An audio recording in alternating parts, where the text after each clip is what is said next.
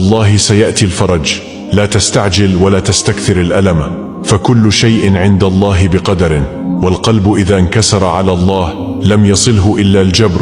دعها لله واتركها لله، ليس الهم إلا اختبار، وليس الصبر إلا نصر يدخر، فالله يمحو بالصبر ما لا يمحو بالدعاء، ولا الشمس إن غابت فلن تغيب إلا لتعود أجمل.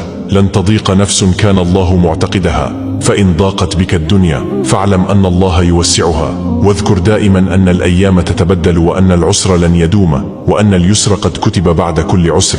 وإذا استحكمت الحلقات وظننت أنه لا مخرج فاذكر أن الله يفتح الأبواب حيث لا ترى مفاتيحها، وأنه سبحانه يحب أن يسمع صوت عبده وهو يتضرع.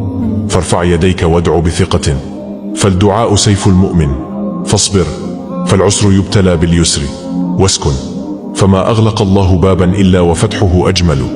واعلم أن كل شيء يمر، وأن كل هم سيزول. احتسب صبرك واستعد للفرج، فقد يناديك وأنت لا تشعر.